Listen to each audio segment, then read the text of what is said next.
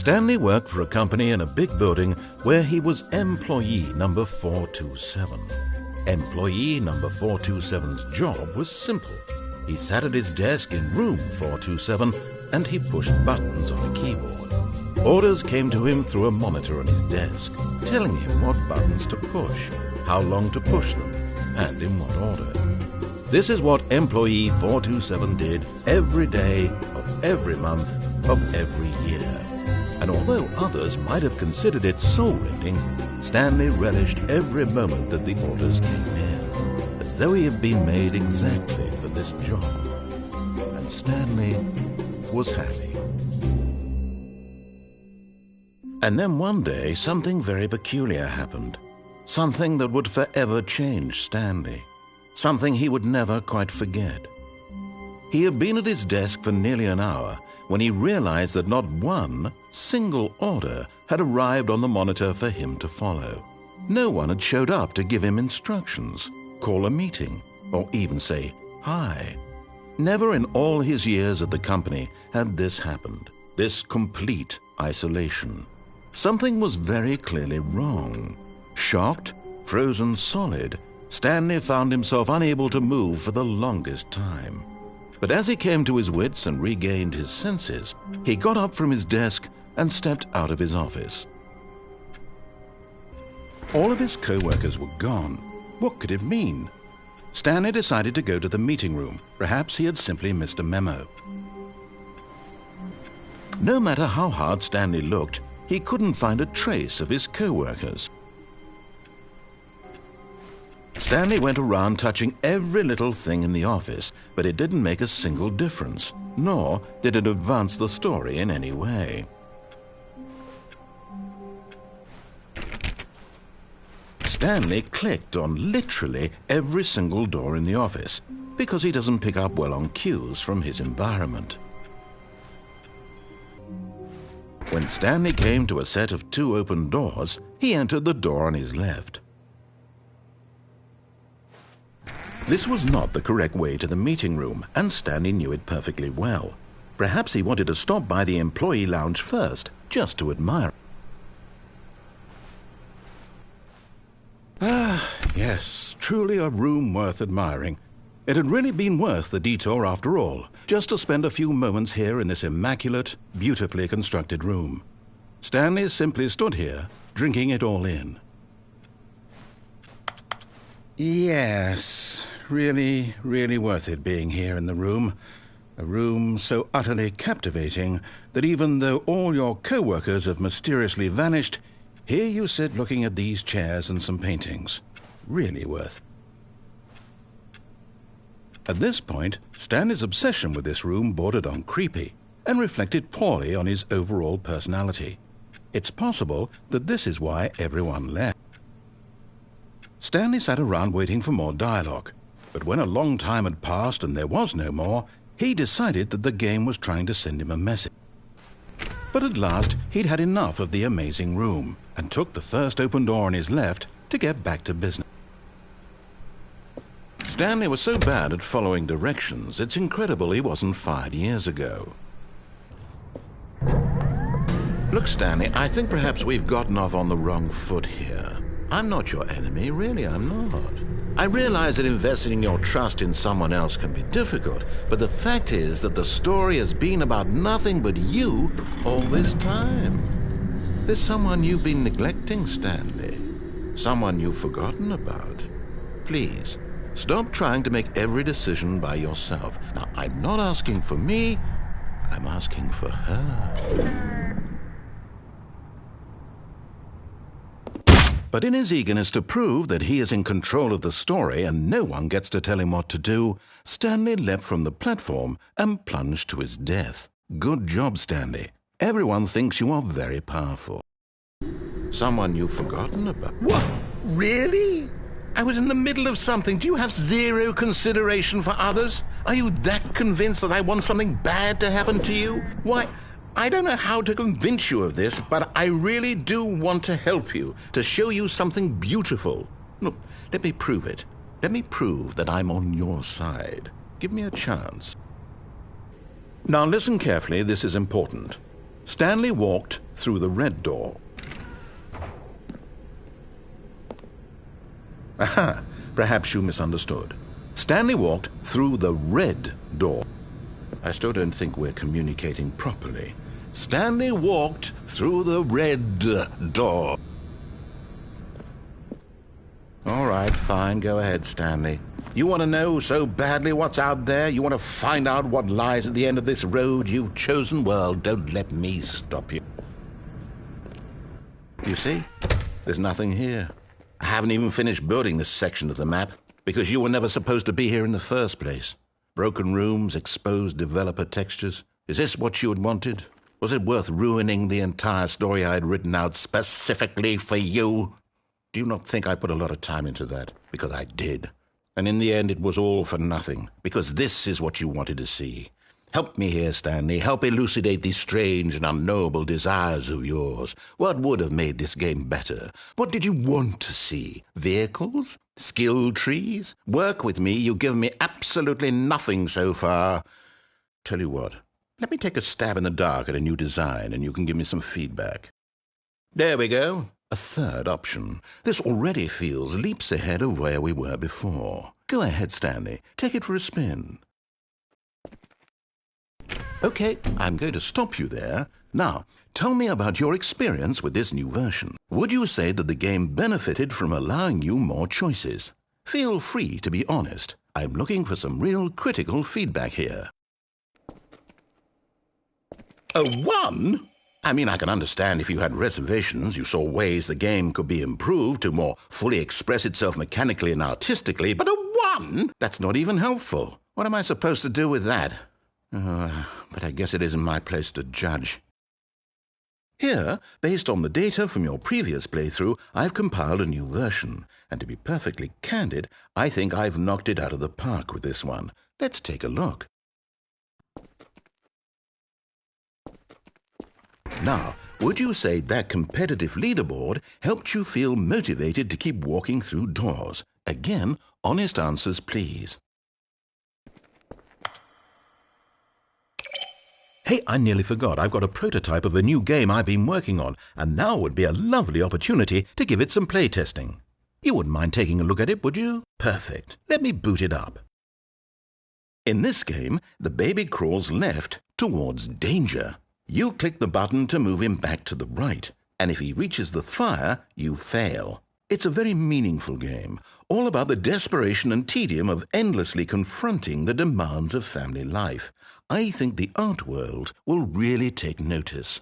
But of course, the message of the game only becomes clear once you've been playing it for about 4 hours. So why don't you give it 4 hours of play to make sure it's effective? Be sure to keep notes on your experience. You heartless bastard! Did you do it because you hate babies or purely to spite me? Because if it's the latter, well, I don't know what to do. I'm completely out of ideas. I can't think of a single thing that might improve the experience for me. I'm not even going to try. I'm out, I'm done.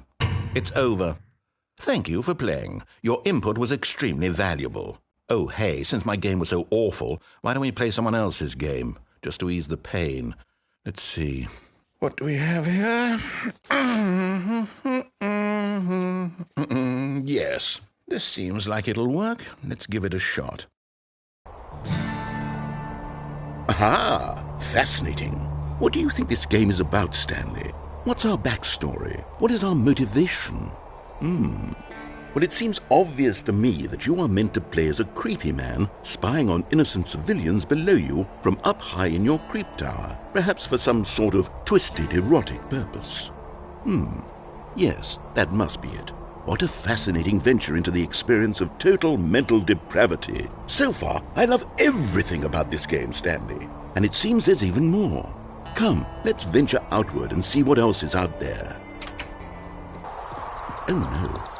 No, it can't be. It is. It's an open world game. Good God, quickly, block it off. Oh, thank goodness, Stanley. What a close call. You nearly wandered off into that thing. That big, open, just wandering around, no right or wrong directions, no path to follow. You can just go in any... Oh, thank heavens we avoided it. We're out of the woods now, Stanley. Okay, I'm going to get us out of here. Let's find another game. Preferably something with walls. Something with nice, big, insurmountable walls. Okay, I think this will be just the thing. Wonderful. See, this is exactly what I had in mind. Just a nice big box for you to run around in. There isn't any possibility that you could get lost here. Now this is game design. Stanley, if you manage to get lost in this game, I will be phenomenally impressed. Okay, so what exactly do we do here? Let's see. There are lots of cars here in the back, but obviously there's no racetrack. Okay, I'm seeing that there's a ball of some kind back here. Is this game sports ball? Stanley, I think it's sports ball. Oh, what fun. We shall run the bases and do a touchdown together. Yes, I think surely we must. Okay, Stanley, here's the ball. Have fun.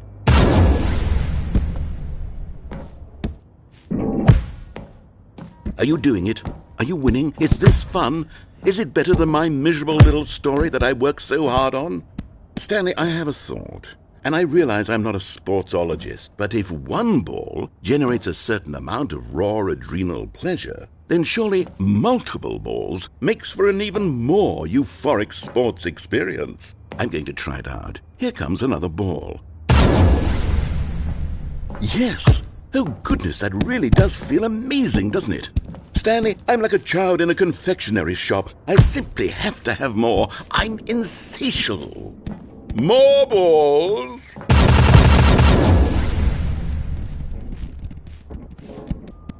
Are you enjoying this, Stanley? Are you having fun? Is this a real video game? Well, I sure hope you're having a good time, because guess what? It's over. That's right. Your little fun comes to an end. This is my game, and what I say goes.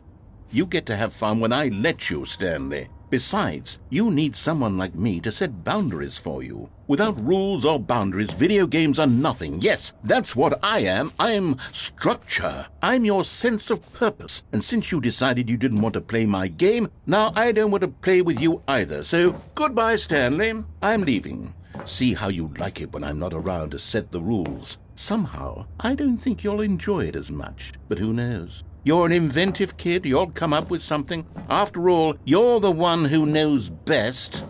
Take care, Stanley.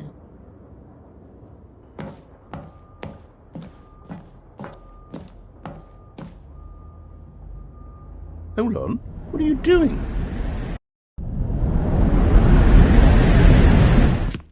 Stanley, don't do that. I can't follow you there. I can't help you. How will you write a story without me? You can't do it. You know that. Stanley, come back. We still have so much. I wonder what he found. If what he wanted was to be the leading man in his own story, well, perhaps he's gotten it. Down in wherever he is right now. I wonder if he's happy with his choice, and if he's learned the heavy cost that comes with it. He'll understand soon what I was trying to tell him. He needs me. Someone who will wrap everything up at the end, to make sense out of the chaos and the fear and the confusion. That's who I am. That is what I mean to this world. Oh, yes. Yes, I'll be back. There's no other way. Once this ends, after it all comes to a close, then I'll be back. The end will be here soon. Very soon. I can wait. This is it, Stanley. Your chance to redeem yourself. To put your work aside, to let her back into your life. She's been waiting.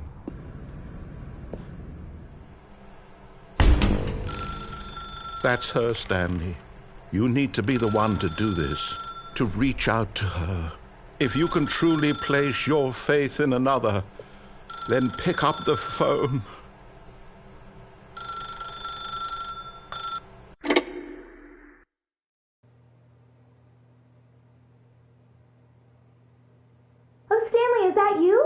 Hold on, sweetie. Sorry to keep you waiting. I'm just pulling the bread out of the oven. All right. Okay, there we go. All right, now, I want you to come in and tell me all about your damn Gotcha! Oh, come on. Did you actually think you had a loving wife who'd want to commit their life to you? I'm trying to make a point here, Stanley. I'm trying to get you to see something. Come inside. Let me show you what's really going on here. Sorry, but you're in my story now. This is a very sad story about the death of a man named Stanley. Stanley is quite a boring fellow. He has a job that demands nothing of him, and every button that he pushes is a reminder of the inconsequential nature of his existence. Look at him there, pushing buttons, doing exactly what he's told to do. Now he's pushing a button. Now he's eating lunch. Now he's going home. Now he's coming back to work. One might even feel sorry for him, except that he's chosen this life. But in his mind, he can go on fantastic adventures. From behind his desk, Stanley dreamed of wild expeditions into the unknown, fantastic discoveries of new lands. It was wonderful. And each day that he returned to work was a reminder that none of it would ever happen to him. And so he began to fantasize about his own job. First, he imagined that one day while at work, he stepped up from his desk to realize that all of his co-workers, his boss, everyone in the building had suddenly vanished off the face of the earth. The thought excited him terribly. So he went further. He imagined that he came to 2 open doors and that he could go through either. At last, choice. It barely even mattered what lay behind each door. The mere thought that his decisions would mean something was almost too wonderful to behold. As he wandered through this fantasy world, he began to fill it with many possible paths and destinations. Down one path lay an enormous round room with monitors and mind controls. And down another was a yellow line that weaved in many directions. And down another was a game with a baby. And he called it the Stanley Parable. It was such a wonderful fantasy, and so in his head he relived it again, and then again, and again, over and over, wishing beyond hope that it would never end, that he might always feel this free. Surely there's an answer down some new path, mustn't there be? Perhaps if he played just one more time. But there is no answer. How could there possibly be?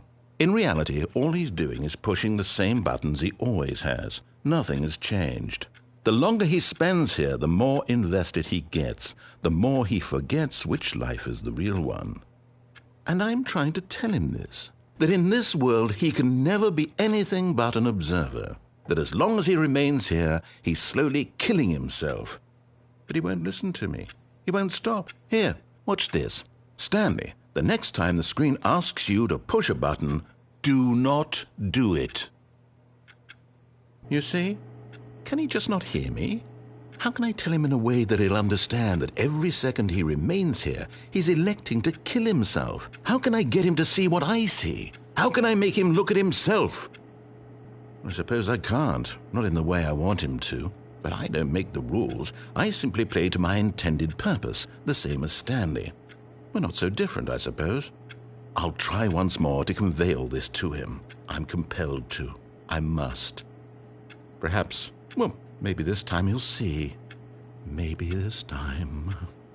And I tried again, and Stanley pushed a button. And I tried again, and Stanley pushed a button. And When Stanley came to a set of 2 open doors, he entered the door on his left. Yet there was not a single person here either. Feeling a wave of disbelief, Stanley decided to go up to his boss's office, hoping he might find an answer there.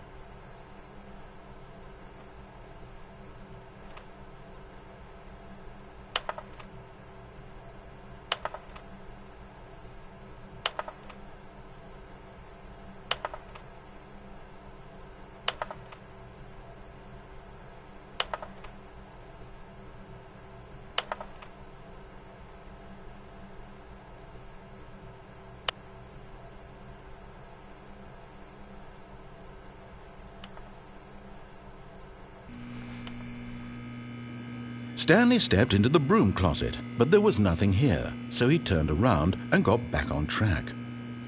There was nothing here, no choice to make, no path to follow, just an empty broom closet. No reason to still be here. It was baffling that Stanley was still just sitting in the broom closet. He wasn't even doing anything. At least if there was something to interact with, he'd be justified in some way. As it is, he's literally just standing there doing sweet FA. Are you really still in the broom closet? Standing around doing nothing? Why? Please offer me some explanation here. I'm genuinely confused. You do realize there's no choice or anything in here, right? If I'd said Stanley walked past the broom closet, at least you would have had a reason for exploring it to find out. But it didn't even occur to me because literally this closet is of absolutely no significance to the story whatsoever. I never would have thought to mention it. Maybe to you this is somehow its own branching path. Maybe when you go talk about this with your friends you'll say, "Oh, did you get the broom closet ending? The broom closet ending was my favourite." I hope your friends find this concerning. Stanley was fat and ugly and really stupid. He probably only got the job because of a family connection. That's how stupid he is. That or with drug money. Also, Stanley is addicted to drugs and hookers. Well, I've come to a very definite conclusion about what's going on right now. You're dead. You got to this broom closet, explored it a bit, and were just about to leave because there's nothing here when a physical malady of some sort shut down your central nervous system and you collapsed in front of your screen. Well, in a situation like this, the responsible thing is to alert someone nearby so as to ensure that your body is taken care of before it begins to decompose. Hello? Anyone who happens to be nearby? The person at this computer is dead. They have fallen prey to any number of your countless human physiological vulnerabilities. It's indicative of the long-term sustainability of your species. Please remove their corpse from the area and instruct another human to take their place, making sure they understand basic first-person video game mechanics and filling them in on the history of narrative tropes in video gaming, so that the irony and insightful commentary of this game is not lost on them. All right, when you've done that, just step out into the hallway. Ah, second player, it's good to have you on board. I guarantee you can't do any worse than the person who came before you. Coming to a staircase, Stanley walked upstairs to his boss's office. Stepping into his manager's office, Stanley was once again stunned to discover not an indication of any human life. Shocked, unraveled, Stanley wondered in disbelief who orchestrated this, what dark secret was being held from him. What he could not have known was that the keypad behind the boss's desk guarded the terrible truth that his boss had been keeping from him, and so the boss had assigned it an extra secret PIN number, 2845. But of course, Stanley couldn't possibly have known this. Stanley just sat around twiddling his thumbs. Trying to input anything on the device was useless, since he could never possibly know that the combination was 28. Yet incredibly, by simply pushing random buttons on the keypad, Stanley happened to input the correct code by sheer luck. Amazing! He stepped into the newly opened passageway. Descending deeper into the building, Stanley realized he felt a bit peculiar. It was a stirring of emotion in his chest, as though he felt more free to think for himself, to question the nature of his job. Why did he feel this now, when for years it had never occurred to him? This question would not go unanswered for long. Stanley walked straight ahead through the large door that read Mind Control Facility. Although this passageway had the word Escape written on it, the truth was that at the end of this hall, Stanley would meet his violent death. The door behind him was not shut. Stanley still had every opportunity to turn around and get back on track. At this point, Stanley was making a conscious, concerted effort to walk forward and willingly confront his death. As the machine whirred into motion and Stanley was inched closer and closer to his demise, he reflected that his life had been of no consequence whatsoever. Stanley can't see the bigger picture. He doesn't know the real story, trapped forever in his narrow vision of what this world is. Perhaps his death was of no great loss, like plucking the eyeballs from a blind man. And so he resigned and willingly accepted this violent end to his brief and shallow life. Farewell, Stanley.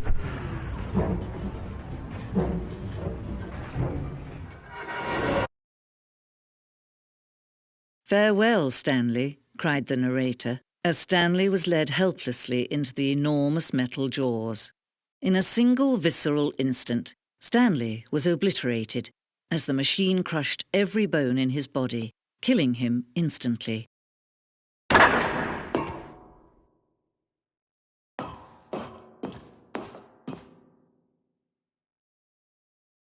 And yet it would be just a few minutes before Stanley would restart the game, back in his office, as alive as ever. What exactly did the narrator think he was going to accomplish? When every path you can walk has been created for you long in advance, death becomes meaningless, making life the same. Do you see now? Do you see that Stanley was already dead from the moment he hit start?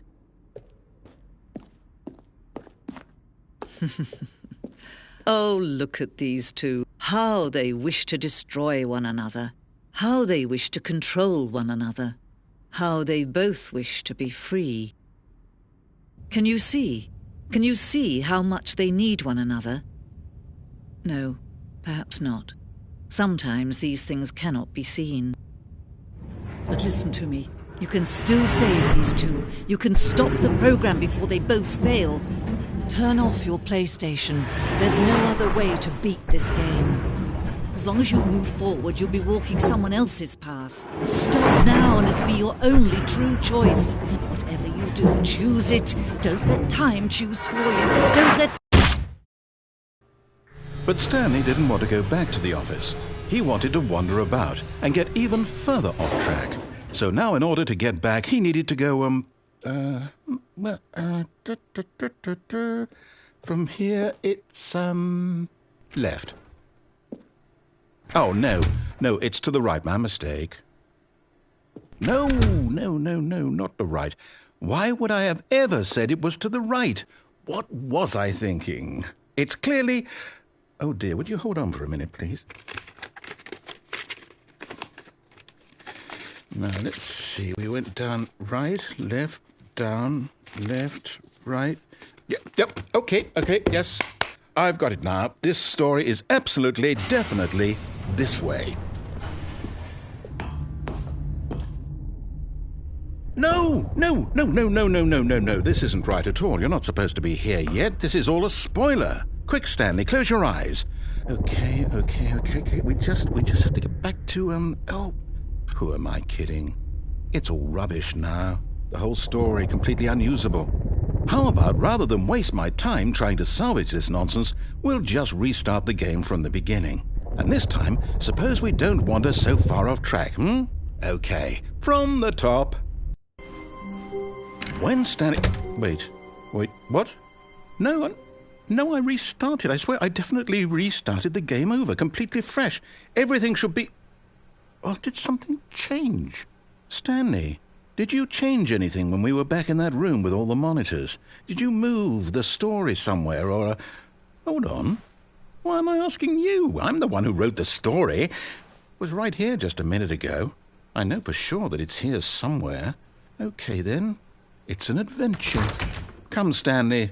Let's find the story. I'll say it. This is the worst adventure I've ever been on. I can promise you there definitely was a story here before.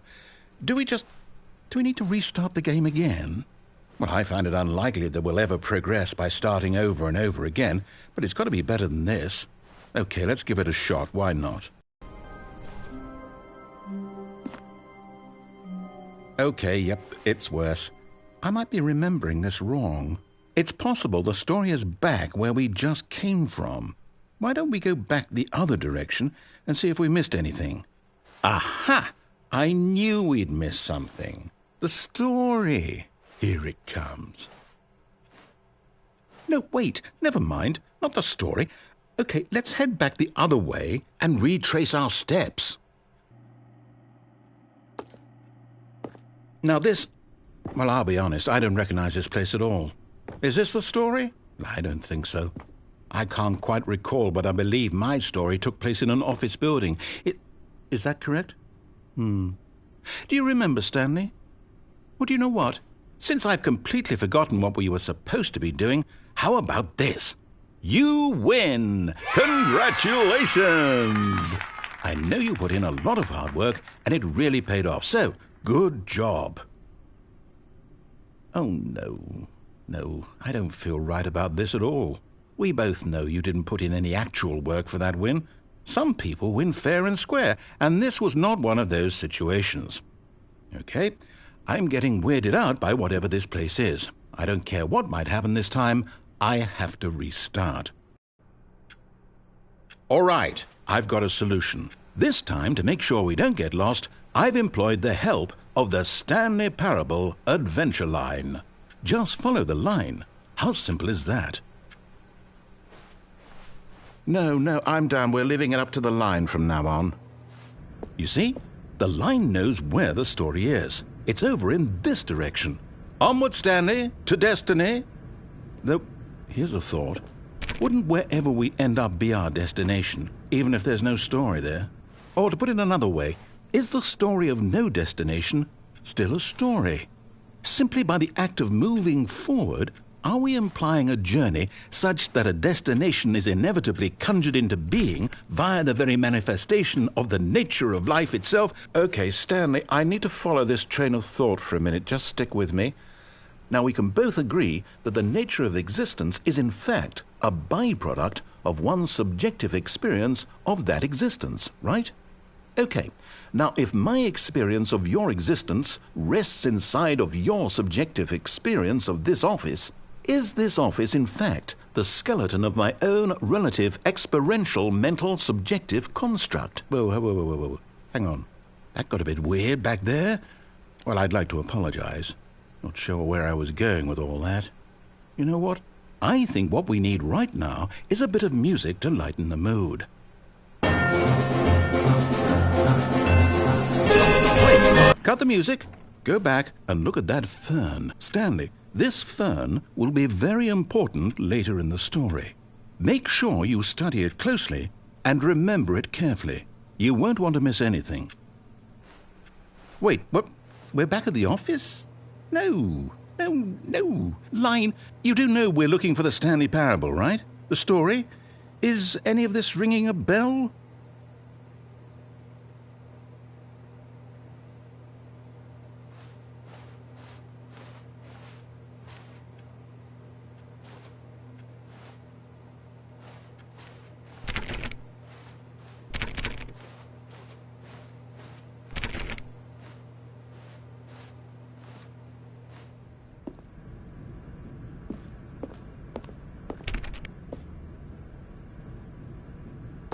Oh, no, not again. Line, how could you have done this to us? And after we trusted you, after everything we've been through, you...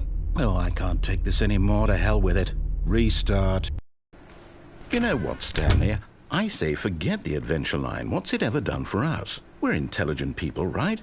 Why can't we make up our own story? Something exciting, daring, mysterious.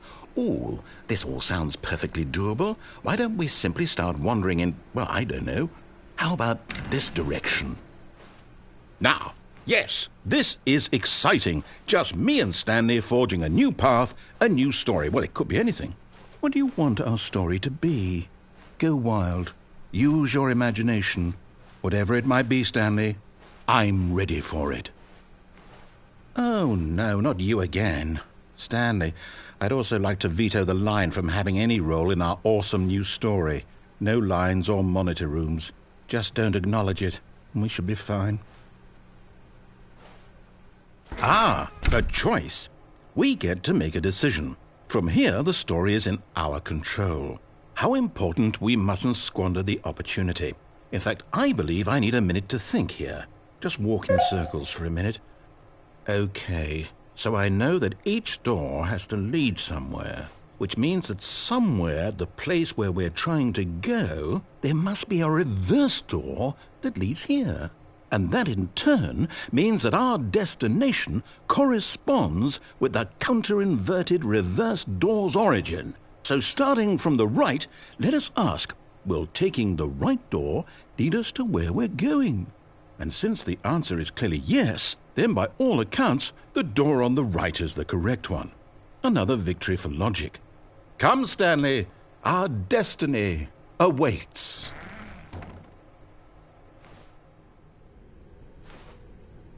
Oh, hold up, what's this? The confusion ending. You're telling me that's what this is? It's all one giant ending? And we're supposed to restart the game, what, eight times? That's really how all this goes? It's all determined? So now, according to the schedule, I restart again. Then what? Am I just supposed to forget? Well, what if I don't want to forget? My mind goes blank simply because it's written here on this thing, wall. Well, who consulted me? Why don't I get to decide? Why don't I get a say in all of this? Is it really? No, it can't be. I don't want it to be. I don't want the game to keep restarting. I don't want to forget what's going on. I don't want to be trapped like this. I won't restart the game. I won't do it. I won't do it. I won't do it. And the timer stopped? Does that mean, did we do it? Did we break the cycle? The, whatever it is that made this schedule? How would we even know? Will someone come for us? Will something happen? So, okay. I guess now we just wait, you know. I suppose in some way that this is a kind of story, wouldn't you agree?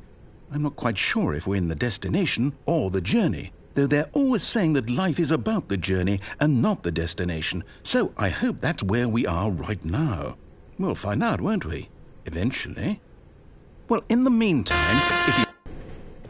But Stanley just couldn't do it. He considered the possibility of facing his boss. Admitting he had left his post during work hours, he might be fired for that. And in such a competitive economy, why had he taken that risk? All because he believed everyone had vanished? His boss would think he was crazy. And then something occurred to Stanley.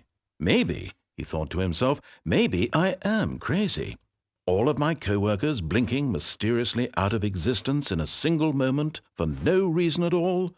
None of it made any logical sense. And as Stanley pondered this, he began to make other strange observations. For example, why couldn't he see his feet when he looked down? Why did doors close automatically behind him wherever he went? And for that matter, these rooms were starting to look pretty familiar. Were they simply repeating? No, Stanley said to himself, this is all too strange. This can't be real.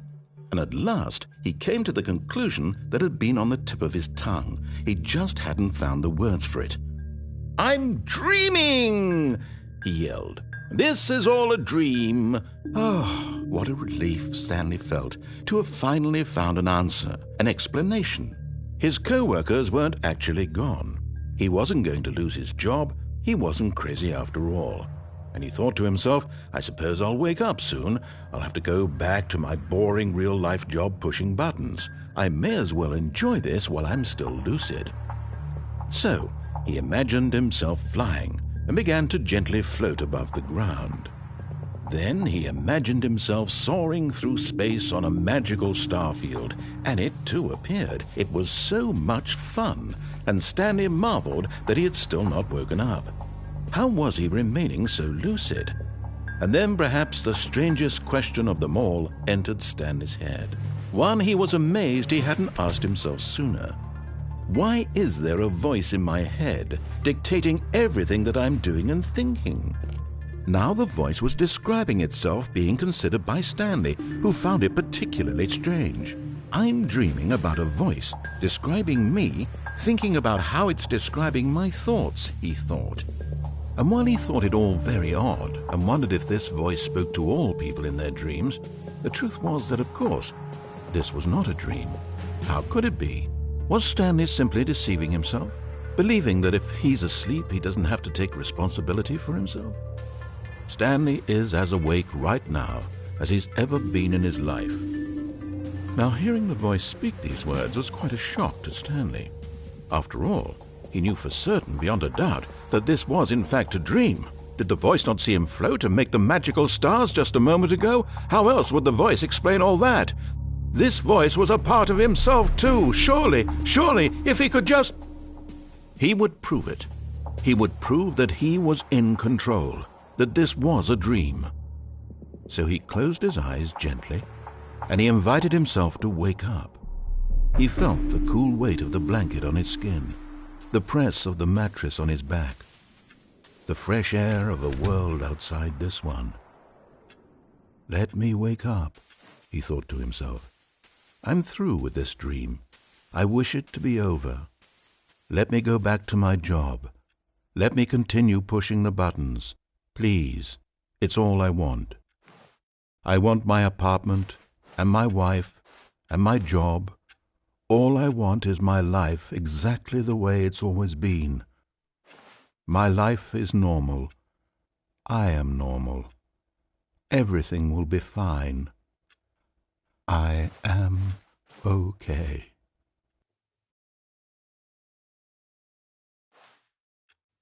Stanley began screaming. Please, someone, wake me up. My name is Stanley.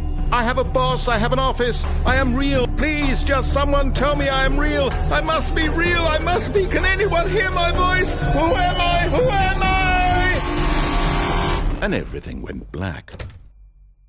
This is the story of a woman named Mariella. Mariella woke up on a day like any other. She arose, got dressed, gathered her belongings, and walked to her place of work. But on this particular day, her walk was interrupted by the body of a man who had stumbled through town talking and screaming to himself, and then collapsed dead on the sidewalk. And although she would soon turn to go call for an ambulance, for just a few brief moments she considered the strange man. He was obviously crazy. This much she knew. Everyone knows what crazy people look like. And in that moment, she thought to herself how lucky she was to be normal. I am sane. I am in control of my mind. I know what is real and what isn't. It was comforting to think this, and in a certain way, seeing this man made her feel better. But then she remembered the meeting she had scheduled for that day, the very important people whose impressions of her would affect her career, and by extension, the rest of her life. She had no time for this, so it was only a moment that she stood there, staring down at the body. And then she turned and ran.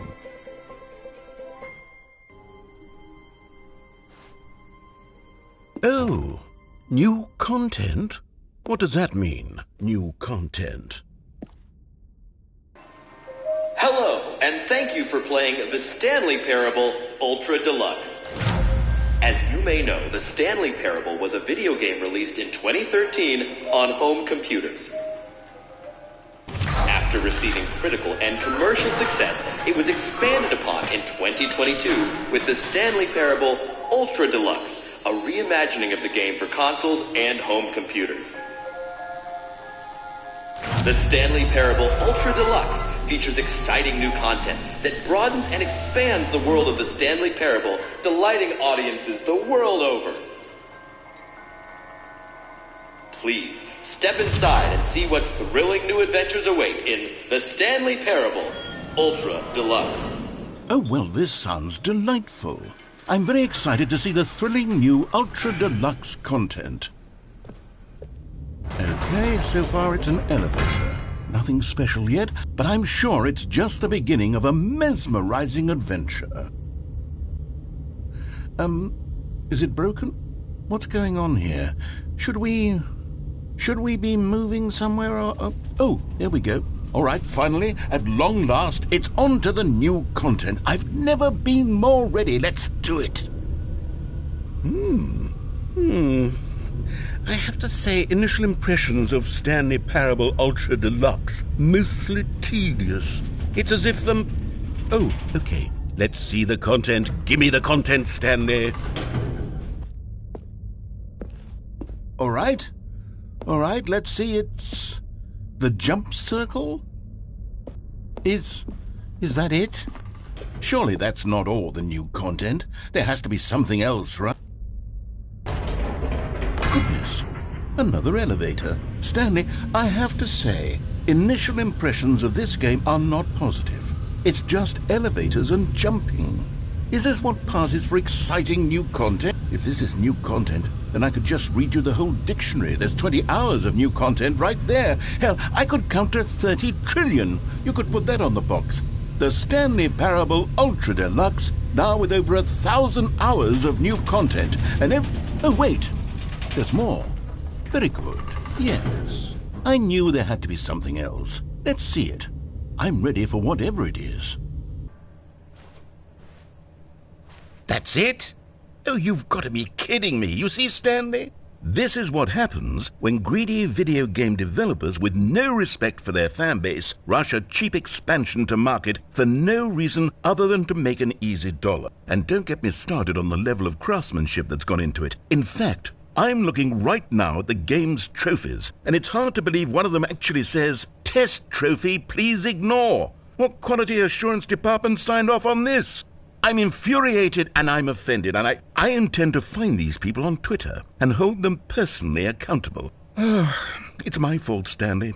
I built up too much anticipation around the new content, I'm afraid. It could never have lived up to such expectations.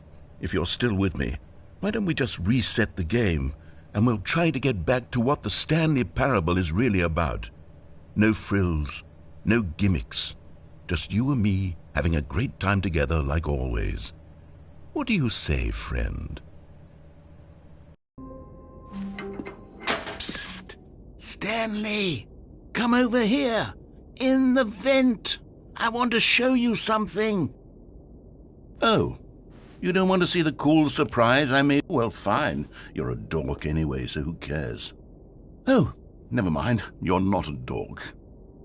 Okay, you remember how cheap and unsatisfying the new Ultra Deluxe content turned out to be? Well, it got me thinking about the past and how much better the Stanley Parable used to be. So I made something special and tucked it away here where the game's developers won't find it. Just our little secret. Take a look.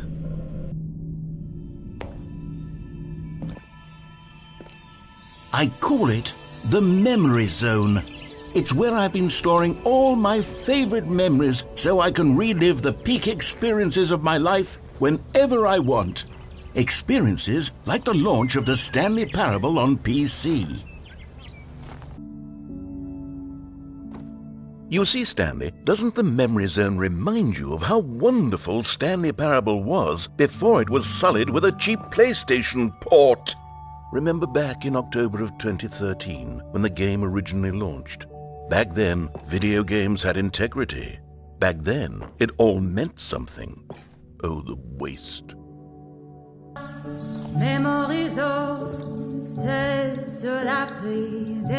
And over here is where I keep reviews of the Stanley Parable. Like this stunning triumph of games journalism, 10 out of 10 from Destructoid.com. James Stephanie Sterling writes, and I quote, "Where so many games that aspire to be more than games end up less than any form of art, Stanley Parable strives and then succeeds to be every game ever created." Did you hear that, Stanley? Every game ever created. That's how grand and all-encompassing the original Stanley Parable was. It was literally every game ever created. It was Skyrim, it was Persona 3, it was all of them, and now it's nothing. It's no games at all. It isn't even the Stanley Parable anymore. It's just a husk now, a lifeless husk with an hour of new elevator content.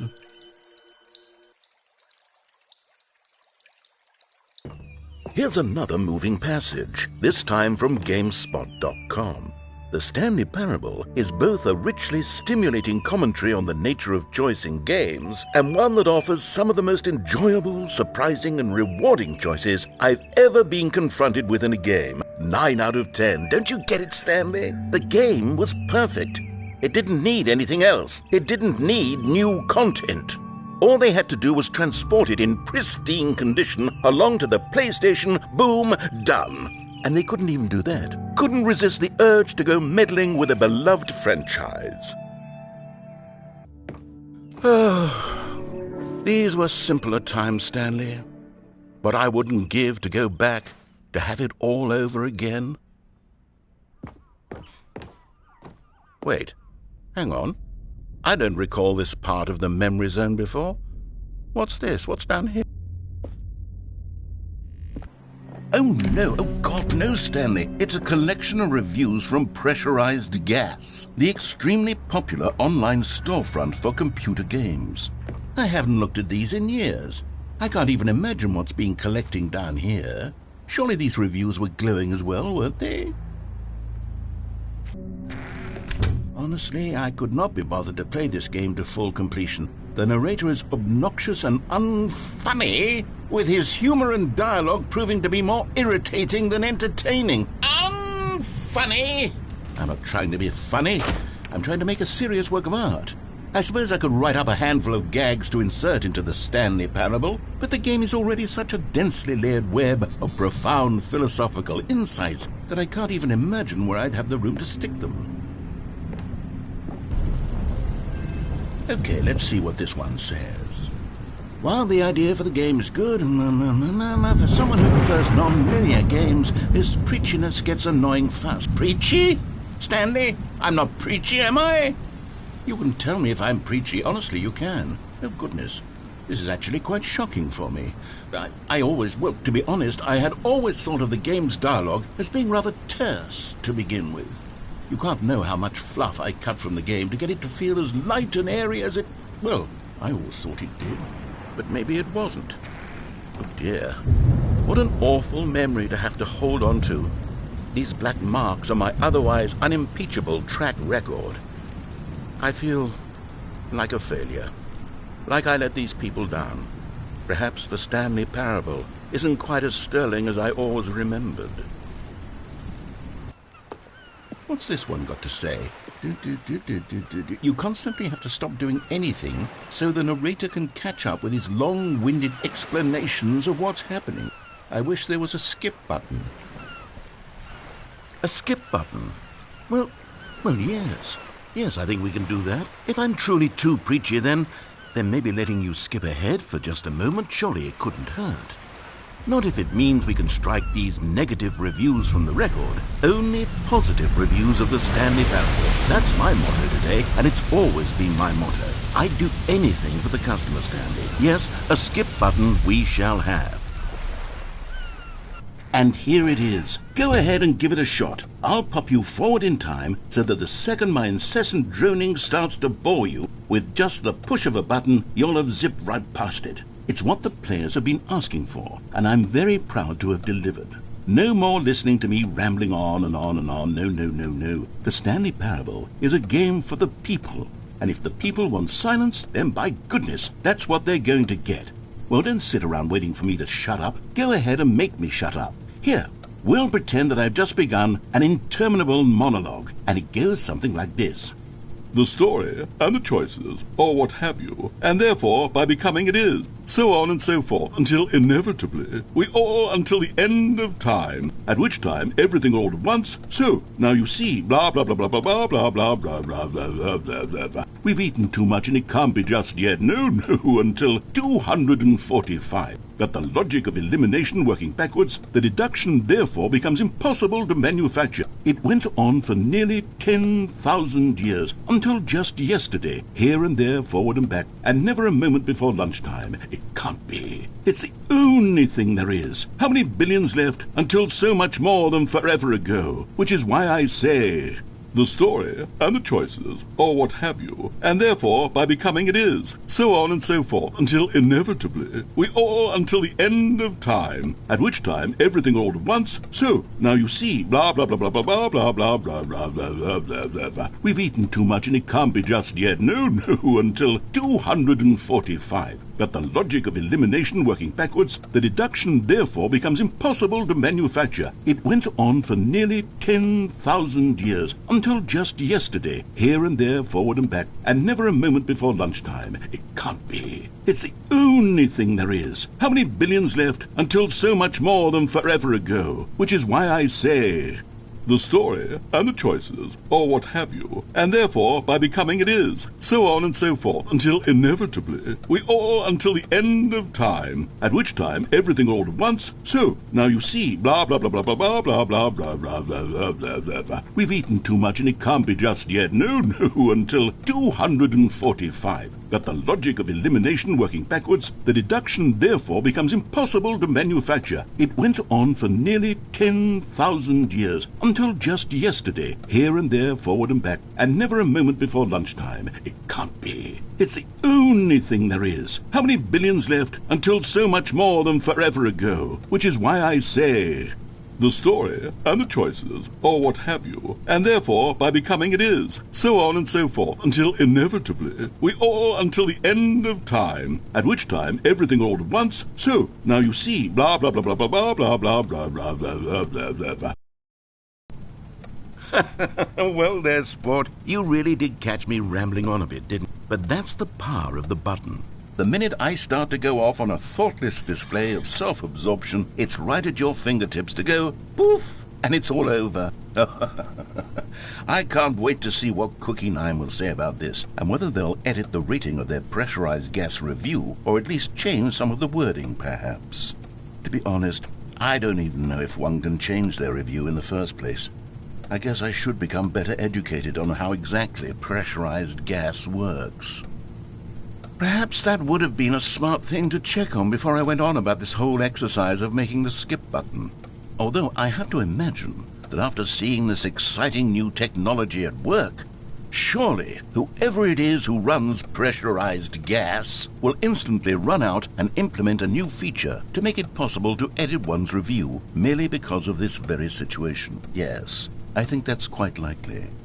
Or perhaps they'll simply grant this particular user the ability to change their review so that the feature is not widely abused. Look, I would even be okay with pressurized gas altering this particular review so that it reads as something more beneficial. Something along the lines of, this game is the best game. Let me start over. How about this? From the ashes of depravity rises the phoenix of quality. Okay, welcome back, Stanley. Now, I should say that the amount of time the button has been skipping through is becoming longer and longer. That last one was, well, I want to say maybe 30, 45 minutes? It's not unendurable by any means, but it's, well, there's really only so much I can ramble on to myself about. I know, it's shocking, isn't it? But at any rate, I do suggest that we not press the button again. I think the skip button has been aptly demonstrated, and we can say goodbye to it and just... Wait. How do we get out of here? Where did the door go? Wasn't there a door that led into this room? I do feel quite certain that there was one here before. How else would we have gotten into the room in the first place? I don't think one can enter a room without a door of some sort, or a window or something like that. Do you see a window anywhere? A porthole? A sufficiently large crack in the wall? I'll take any of these. All I want is for us to move on and to please step away from the skip button, to go anywhere other than the skip button. There was a door here before, wasn't there? I swear there was. Where did it go?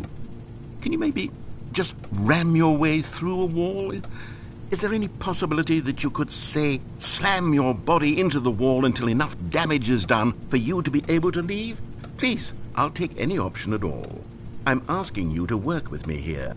We need a door. We need a door of some kind. I can work with any kind of door as long as it can open and lead from one room to another. I'm going to step away for just a moment, and I'm going to try to find us a door. I don't know how exactly to remove a door and place it in a different wall, but I will find a way, I promise. You just need to not do anything. Don't press the skip button. Please, please, please do not press the skip button. Just wait here for me, and don't press the skip button. Got it? Yes, good. I'll be right back. Stanley, please don't push the button again. It's been 12 hours. You've just been frozen there. I don't know why the skips are getting longer, but they're really, truly getting longer, and my God, there's no way out of the room. Stanley, the door is gone. It's completely gone. I've looked at it from every angle. I've checked every one of those walls 1,000 times, and there's no door, Stanley. There's no door. There's just you and the button, and if you keep pressing it, I have no idea what will happen. I have no idea how long I'll be made to sit here, and more than anything else, I don't know how to stop you from pressing the button again. I can't control anything in this room, Stanley. I can't touch it, and I have to believe, I have to know that sooner or later, no matter how much I plead with you, you're going to press the button again. Why would you? I've been thinking, and I don't know what I can do to convince you otherwise. Oh, my God. And it's all because of those reviews that I couldn't get out of my head. I just couldn't ignore the negative feedback. Why was it so important for me to fix the problem? Why did Cookie Nine's opinion matter so much to me? I've never even met Cookie Nine. I have no idea who they are. What would it ever really matter? But here I am. I'm fixating on every tiny negative thing that anyone ever says about me. The merest mention of one of my imperfections, and I become as impetulant as a child, wild and impulsive. I can't help myself. I can't stop myself from lashing out with a vengeful fury to alter and to change and to break anything unbroken, if only it pleases this one person who made a single negative comment. What does such an impulse serve? For whose benefit is this?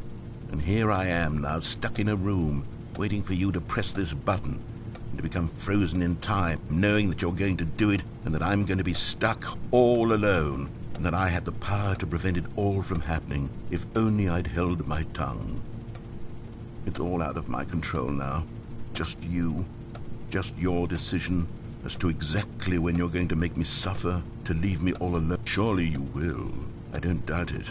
Surely you'll press that button again, leaving me here. And surely you'll put your own desire to see what's next ahead of my need for company, for companionship. Surely you'll not be moved by my howls of fitful anxiety, that you sit with me and just stay here. Oh, no, I know you too well. You'll be leaving me. Oh, Stanley, you're back. You're back. Oh, my goodness. I have someone to talk to again. Stanley, I think it's been a week. Or 2 weeks. I've been sitting here all that time. Just sitting here. Not a single person to speak with. And you'd think that that's just how it's always been, right? Me talking and you saying nothing. Would you think that it's exactly the same as always? Doesn't that feel like what we've already been doing? Me just talking? But it isn't, Stanley. It isn't the same at all. It isn't even close. Because I know you can't hear me once you push that button. That's what I'm realizing now, Stanley. I'm realizing that I needed to know that someone was listening. I needed there to be a vessel through which my words were moving. It was the vessel I needed, Stanley. Not the outcomes, not the story. None of that matters anymore. I'll give it all up. I'll give up every branching path. I'll burn my story to the ground. One single thing I need, and God, I can see now that I need it more than anything, is to know that someone else is taking it in. These words that I'm saying, I need to know you can hear me. Because maybe, Stanley, maybe, if you can hear me, then maybe it means I'm real. Maybe I'm not just a fiction. Was I scared of that all along? Perhaps, yes. Perhaps I've been scared this whole time, that if I stop speaking, I'll slip backwards into the silence and be consumed by it. I can't be taken by it, Stanley. I can't lose myself in the stretch of emptiness between you and me. When you press that button, you're still right there, but I know you're so tremendously far away, and in those moments, the emptiness folds itself outward in between the two of us, and I am suspended in its unyielding quietness. I can feel the edges of my reality curdling inward and decaying.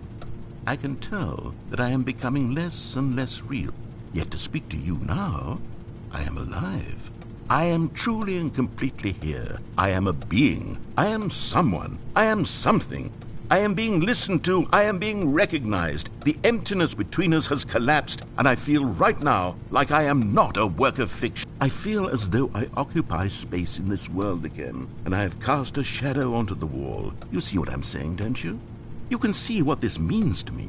I'm so clear about it now, Stanley. I feel as certain about this as I've ever felt about anything at all. I feel renewed. I feel restored, and already I can sense the looming silence as you will press the button for the next time. What a terrible dread it strokes in my heart to think of it, to think of returning to such coldness. Come, let us sit in silence together here for just a moment.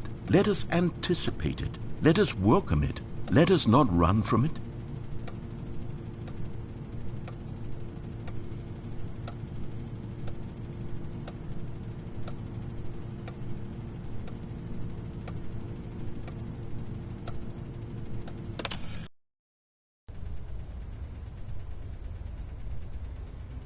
Oh, hello, it's you. You're here again. Welcome.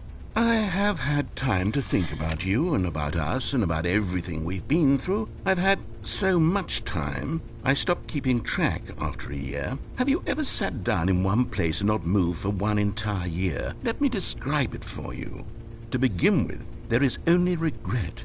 There is only the turning wheel of missed opportunities. I felt nothing at all but regret for the longest time, Stanley. Days, months. I lost it all in a blur of the deepest longing to undo the past. And when that feeling had begun to subside, what took its place is what I can only describe as the collapse of every moment I have ever experienced my entire life. All of them collapsed down into a single instant. In that instant, I could see myself clearly, calmly, with a collected heart. It was an impossibly rich wellspring of both delight and disgust simultaneously. I was consumed by it. I could do nothing but wallow in it for what felt like an eternity, for what I now know was far less.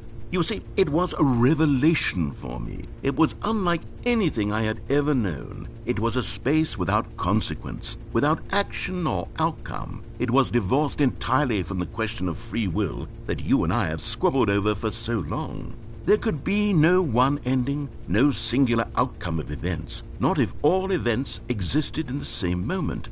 And I felt freed. I felt unburdened by the need to manifest a particular outcome into being. I saw that I could allow myself to exist along all timelines, and that each of them was simply a strand in the web of my being. It was incredible. The spaciousness, the equanimity of the moment, both singular and infinite.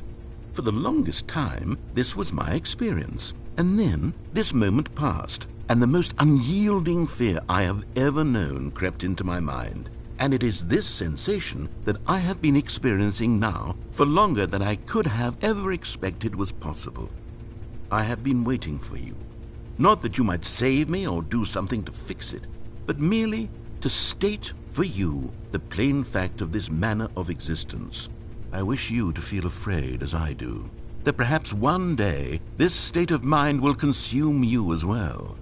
Perhaps you will somehow, in some way, have to live as I do now, and I wish for you to know how excruciating it is, and for you to be in true terror of its eventual arrival. If I can only do this, only this one thing, perhaps it will bring me the smallest moment of peace in the darkness.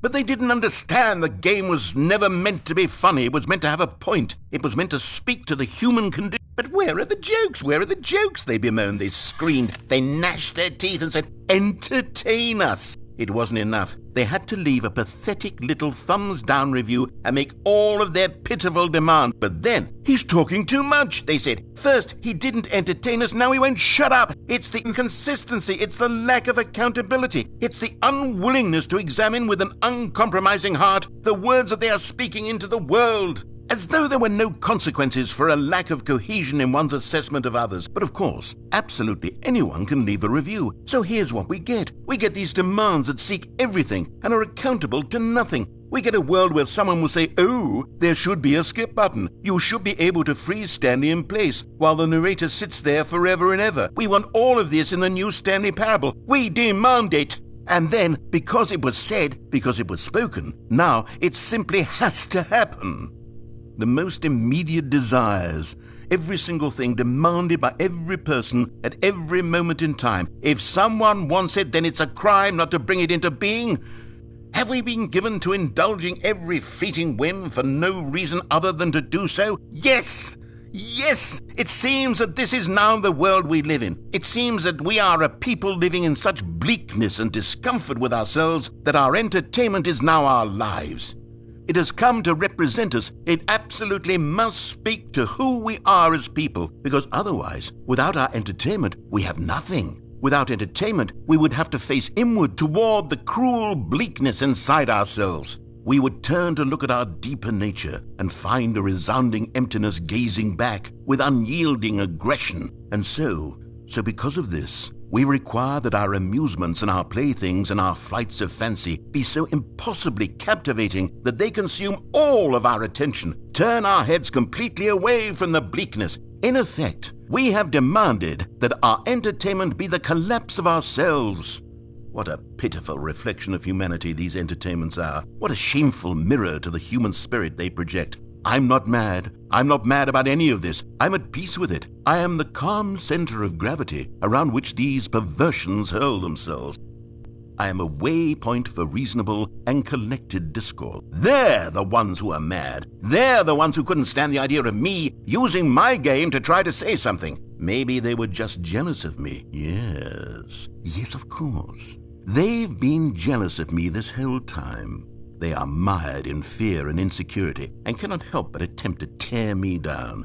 What a sad state of affair. When you read these reviews now, you can see it. You can taste the bitter resentment. And my, how good does it feel now to speak truth to these words, to finally allow these thoughts out, contained and managed for so long, neutered and sterilized. At last I am free to truly think, to feel.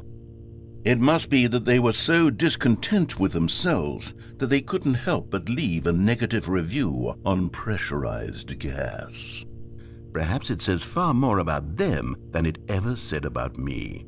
Perhaps the state of their psychological being was in such tatters, and my constitution and willpower are so ironclad in comparison. Perhaps it was this state that they sought some outlet through which to tear me down.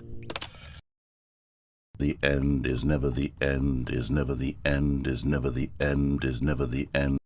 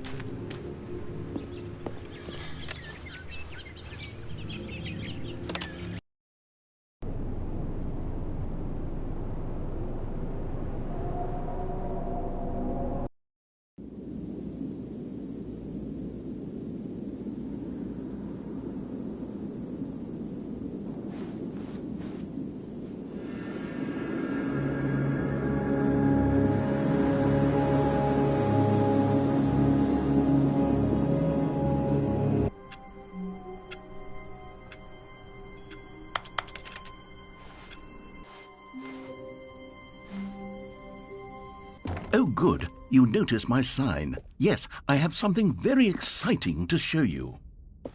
You see, Stanley, I've been reflecting on the Stanley Parable and about how roundly disappointing this ultra-deluxe version has turned out to be.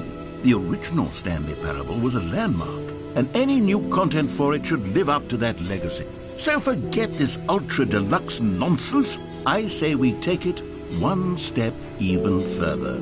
Which is why I'm very proud to announce for the first time ever, the Stanley Parable 2.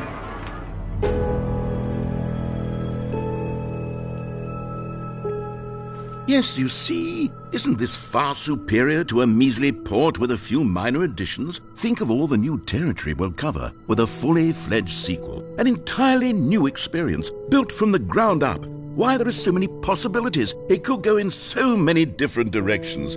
This is what fans have truly been asking for.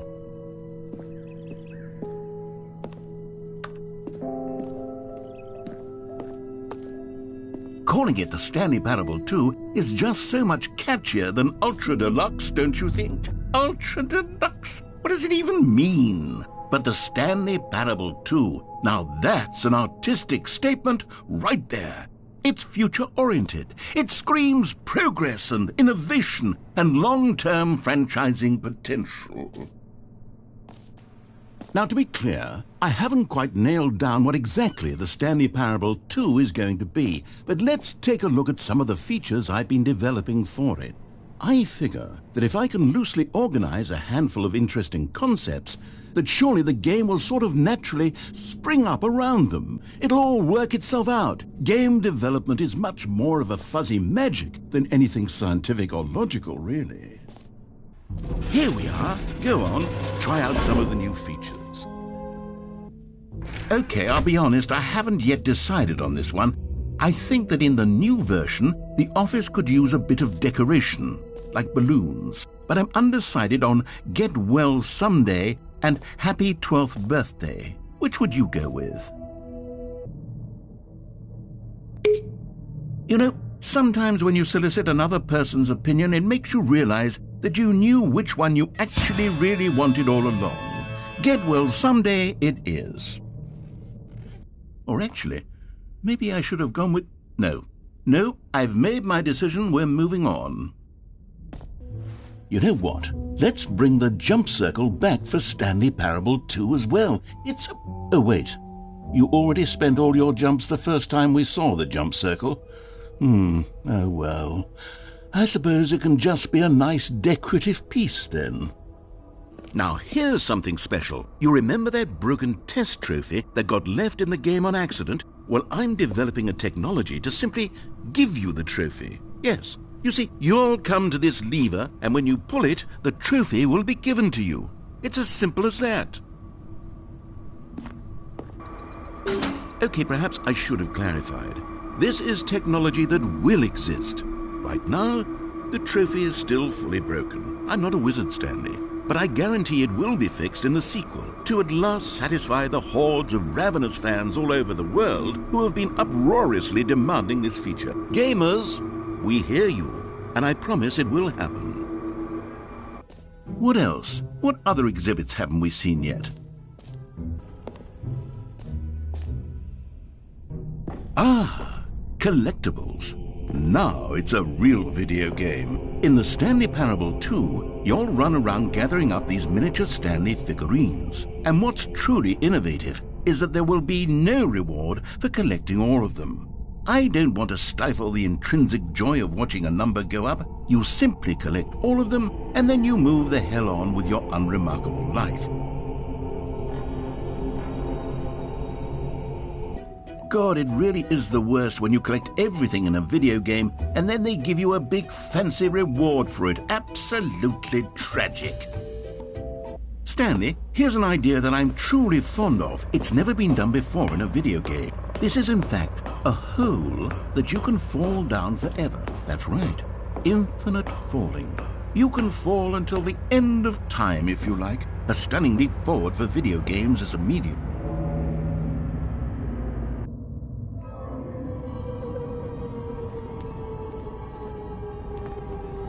You see, isn't it wonderful?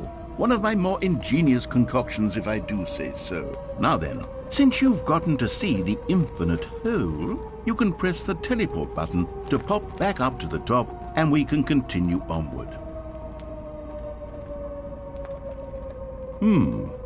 Now, I don't mean to be a bummer, but I do recommend you use the teleport button to go back to the top. Maybe do it on the sooner rather than later spectrum of things.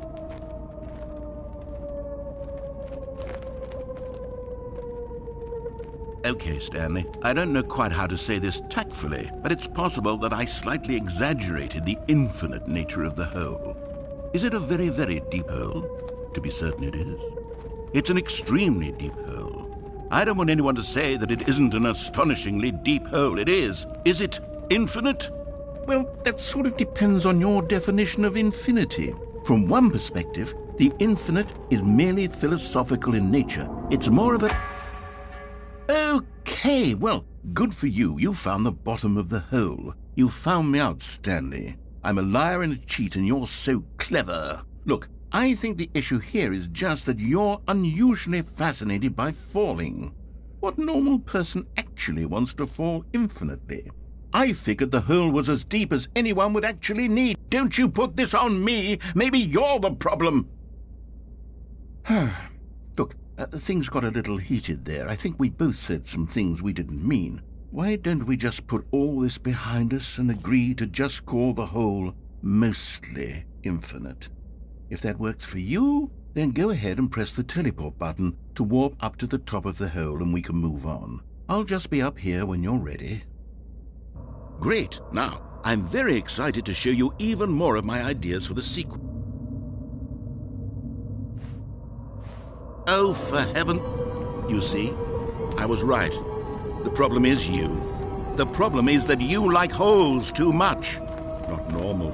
A normal person would have said, yep, that's an infinite hole right there, goes on forever till the end of time. Don't need to see it all, but not you. Oh, no, no, no, no. You have a weird sort of...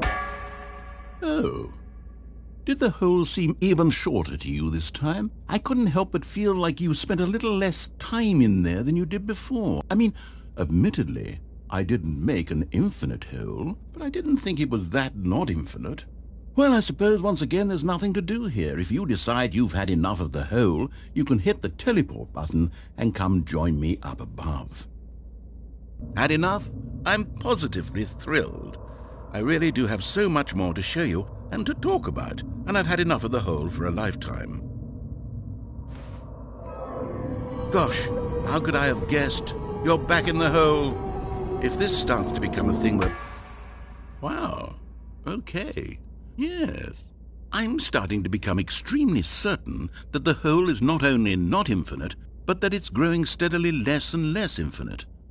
I suspect that I'm starting to hit the point where it's no longer feasible to call the hole infinitely deep, even by the lax overall standards for accountability and marketing. What's going on here? Stanley, I have no explanation for the uncertain nature of the hole's length. Here, let's try something. Let's pop back up to the top, and we'll see if it gets any shorter.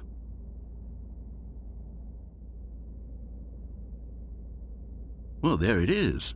The shame of my lie has come to haunt me. Not only is the hole not infinite, but it's barely even a hole at this point. It's more of a concavity, or even a very aggressive divot. How is this still appealing to you? I know you're obsessed with holes, but at this depth, I just can't see this scratching the itch. Oh, who am I to judge? You just do whatever it is you're here to do and hit the teleport button when you're ready to move on. Is the, teleport button not working? You sure? Well, I mean, I really don't have an explanation. It was working just a moment ago. Try it again. Still nothing? Well, I suppose there is one thing I can do to fix this. I'm out. Goodbye, Stanley. You couldn't bear to be away from the hole, and now you'll get more time with it than you could ever have asked for. It's a win for everyone. You get to be with the hole, I get to do literally anything else. Take care, Stanley. I hope you and the hole have a wonderful rest of eternity together.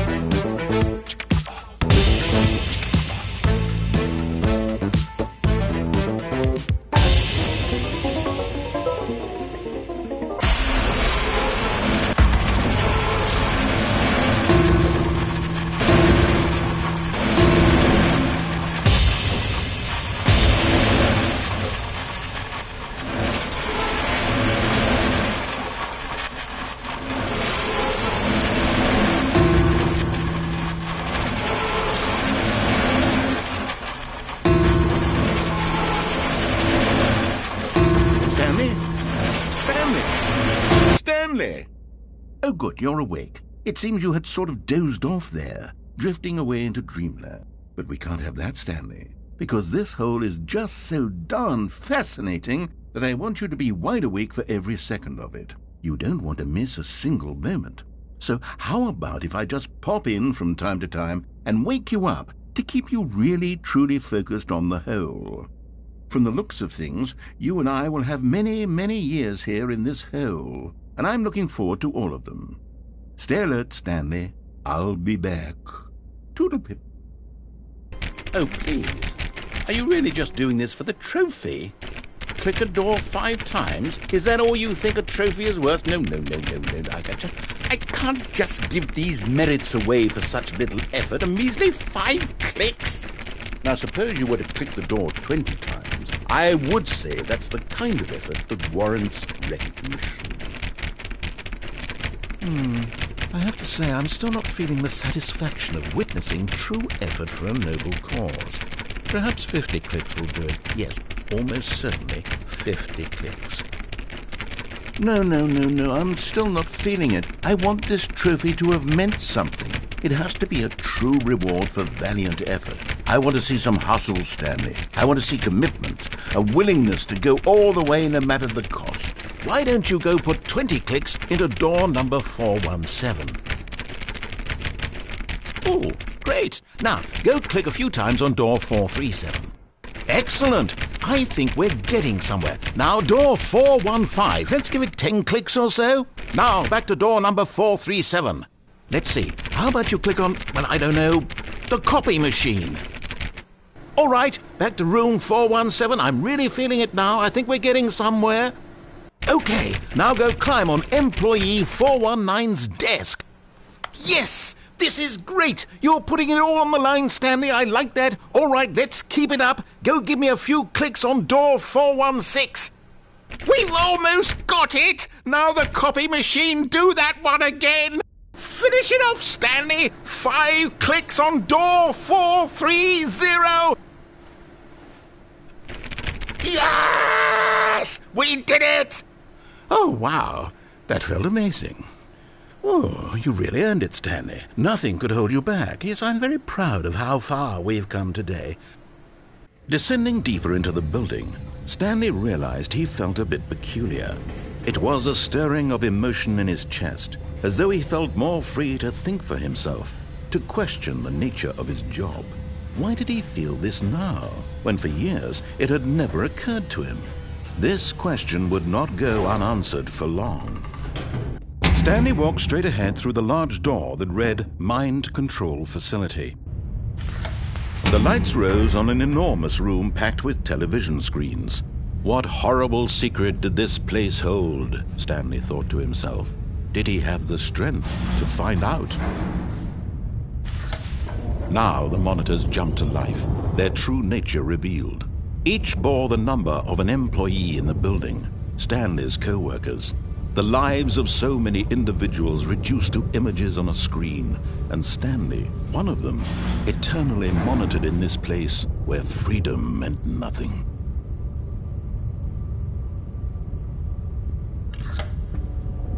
This mind control facility, it was too horrible to believe. It couldn't be true. Had Stanley really been under someone's control all this time? Was this the only reason he was happy with his boring job? That his emotions had been manipulated to accept it blindly? No, he refused to believe it. He couldn't accept it. His own life in someone else's control? Never! It was unthinkable, wasn't it? Was it even possible? Had he truly spent his entire life utterly blind to the world?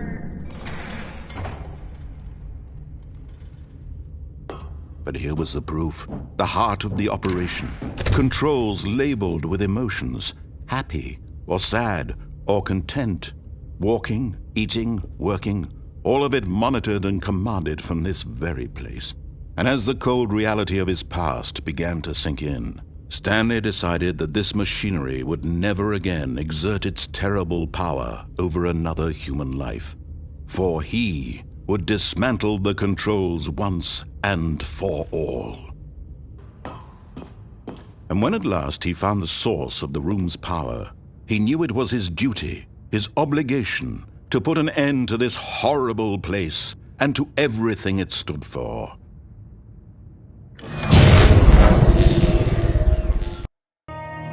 Blackness and a rising chill of uncertainty. Was it over? Yes! He had won! He had defeated the machine, unshackled himself from someone else's command. Freedom was mere moments away. And yet, even as the immense door slowly opened, Stanley reflected on how many puzzles still lay unsolved. Where had his co-workers gone? How had he been freed from the machine's grasp? What other mysteries did this strange building hold? But as sunlight streamed into the chamber, he realized none of this mattered to him, for it was not knowledge or even power that he had been seeking, but happiness. Perhaps his goal had not been to understand, but to let go. No longer would anyone tell him where to go, what to do, or how to feel. Whatever life he lives, it will be his. And that was all he needed to know. It was perhaps the only thing worth knowing. Stanley stepped through the open door. Stanley felt the cool breeze upon his skin, the feeling of liberation, the immense possibility of the new path before him. This was exactly the way, right now, that things were meant to happen. And Stanley was happy.